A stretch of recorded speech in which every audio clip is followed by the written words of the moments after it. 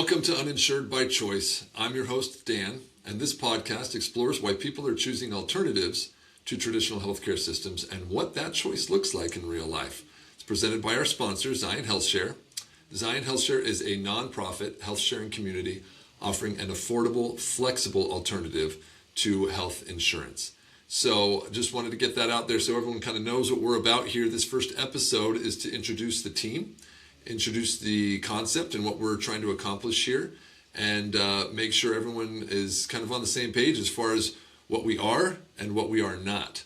So again, my name is Dan. I'll be the host, and got a background doing healthcare marketing in different organizations, and used the healthcare system myself. I'm a cancer survivor, so I've done the rounds through surgeries and chemotherapy and stuff like that. So really excited to get more knowledge out there about how this system works and how it doesn't. With me are Sissy, who is our producer, and Ashton, our director. So Sissy, why don't you go ahead and give us a little introduction of yourself as well? Hi guys, my name is Cece and I have lived all over the United States. So I've had plenty jobs and plenty opportunities to have traditional insurance. And it wasn't until I found alternatives to traditional insurance that I discovered that we all have a choice. And I'm so excited to share that with you guys. That's why we're here. Hello, I'm Ashton. I'm the director of this podcast, and I've worked in communications marketing for a couple of years now. And most of my experience comes from just the lived experience of trying to figure out the health insurance system. My husband has some complex health conditions that require maintenance medication all the time, and traditional insurance wasn't working for us. And as I've tried to find other options and other alternatives, I've just discovered that the health insurance industry doesn't work for me, doesn't work for the majority of people. And that's part of the reason why we want to get this podcast out there, is to let people know that they have a choice, like Cece was saying, and to explore some of those options that revolve outside of the traditional health insurance system. Yeah, thank you. Something I've always liked to say is that people view health insurance as a necessary evil, but it's in fact only one of those things. And so what we want to explain is why it isn't necessary and what your other options are. Like I said, I am a cancer survivor. 5 years ago, I was diagnosed with cancer and did not have health insurance. I had something called an indemnity medical plan. And what that does is pays a flat rate for different procedures and treatments and stuff. And so it can be risky because sometimes it might not pay the full amount. Sometimes it might overpay the amount. You never really know, because the billing experience in healthcare is so wildly inconsistent in this country. But I went through that for 6-9 months, still going through it on surveillance, still having to get CT scans, blood work, that kind of stuff. Probably always going to be something I get to deal with, so that's fun.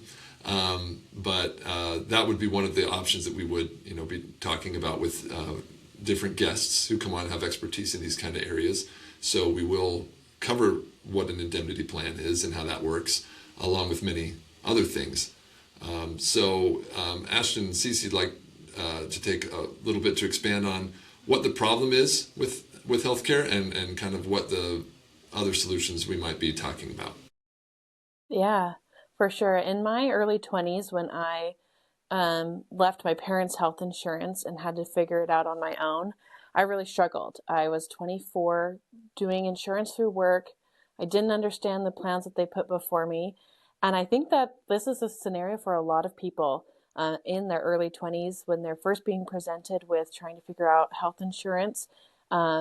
Even people that have been in the health insurance industry for years don't understand what the terms are, what they say that they will cover, what they won't cover, even what a deductible is. There's a lot of confusion on that. And as I was trying to figure that out, and I was getting married and trying to figure out a good health insurance plan that would work for both what my husband's needs were and mine, the costs were insane. We were early college students, couldn't figure out how to afford our health insurance.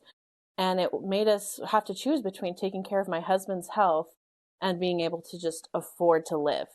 And that's not something that anyone should have to make a choice between. Everyone should be able to take care of their health, should be able to afford to live and go to school or follow your goals. And health insurance had us trapped. And it wasn't until a few years later when we discovered other options that it kind of opened some doors for us.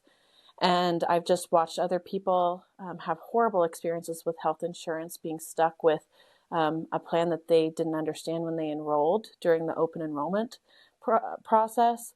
Then they're stuck with something has changed in their life, but maybe it doesn't qualify as a qualifying life event.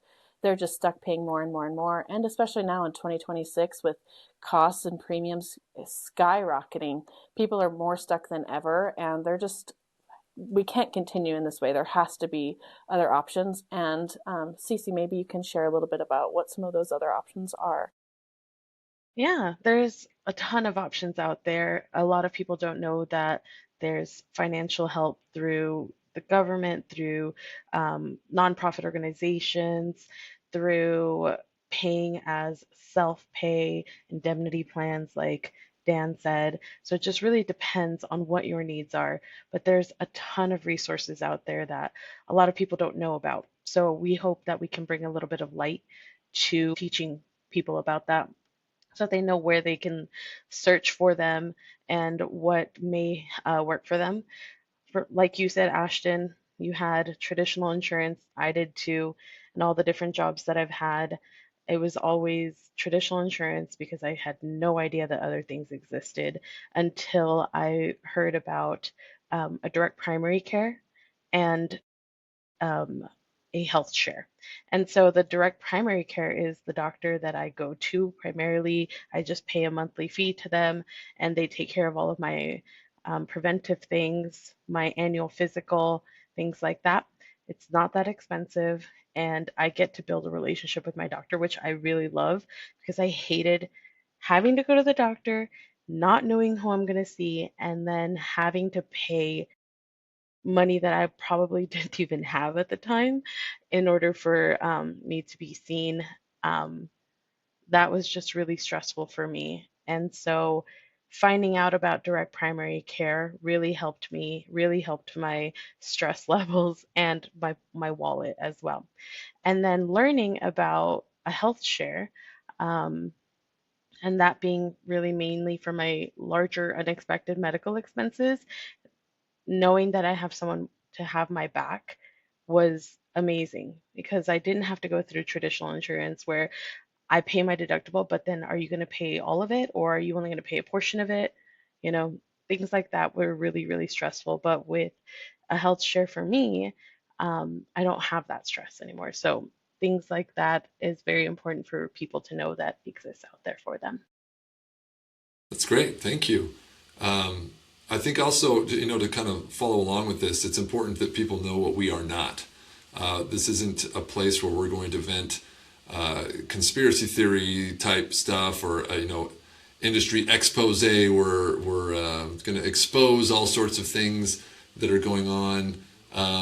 Some of that, I guess, in essence, but we don't need to really get too caught up on the problems. I think everyone's kind of familiar with how broken the system is, and we don't want to dwell too much on the problems, but focus more on the solutions and those alternatives that exist out there. So what we're really going to be focused on is having guests on who are going to be experts in whatever area they are. Cece mentioned direct primary care. We'll probably have several people that are associated with that industry. We'll probably have current and former brokers who sell all kinds of different products or plans and whatnot to individuals and to groups. We'll have those people coming on talking about from their experience and their perspective what the problems are and how using something in the uninsurance world, that direct pay, direct care type of system works. And we'll be able to shine more of a light on the solutions than the problems, if that makes sense. It's actually kind of funny from my personal view is I've spent a lot of time self-employed, and it wasn't until 2023 that my brother, who was self-employed, told me that you can get a subsidy for insurance. So I hadn't had insurance for a long time. I'd had an indemnity plan for years and years. And so I thought, oh, I can get this plan. Oh, that's great. So I went to a broker who got, the marketplace plan for me. And it was subsidized. It was a $2,100 silver plan that I was only paying 200 something dollars for. And I still remember that in September or October at the end of the year, they said, oh, that $2,100 plan that you have is being discontinued. So we're going to put you on an equivalent plan that will auto renew at a rate of $3,500 a month. And I thought, in what reality can someone raise the price by nearly 50% overnight while without changing the service or the product in any substantial way? Same deductibles and all those other things. I couldn't believe it. It was just insane to me how much more expensive it was going to become.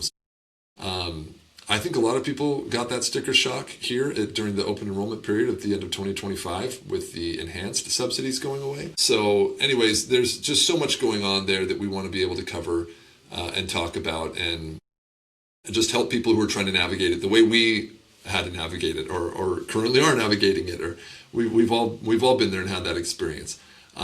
So I just want to make sure that people understand as well. Our sponsor is Zion Health Share. So Zion Health Share, Cece mentioned the kind of health sharing experience, and I know she's got a personal experience that she can share from Zion Health Share.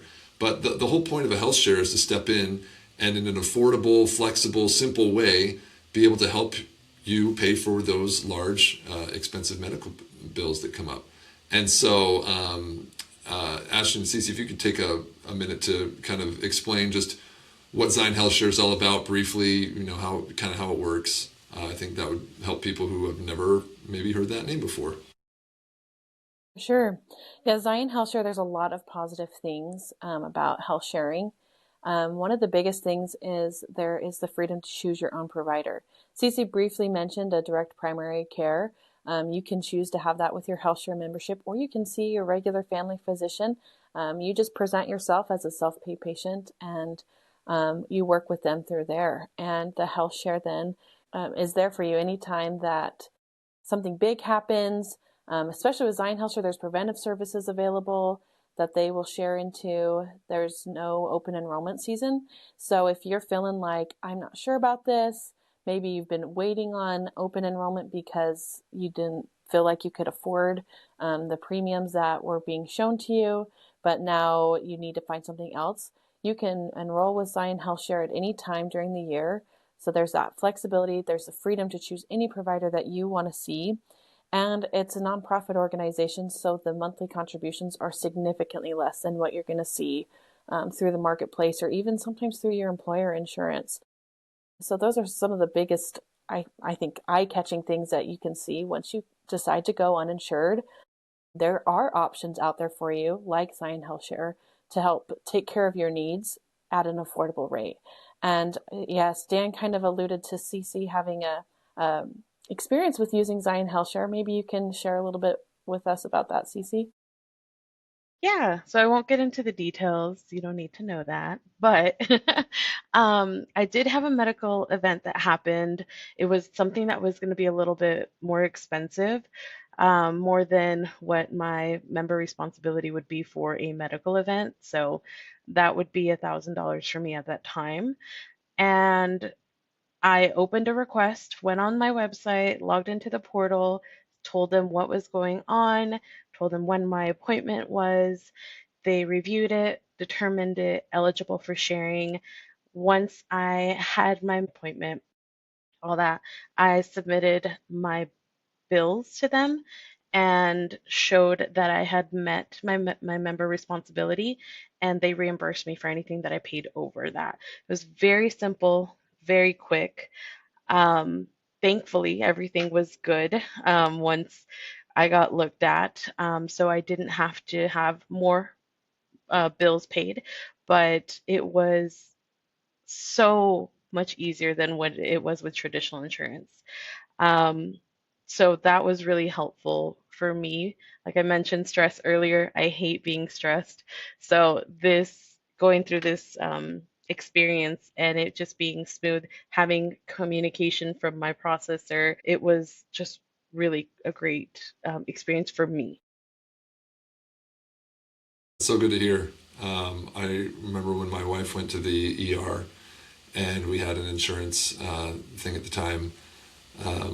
It took 5 months till we got that final bill that we could actually pay, a bill that we could pay.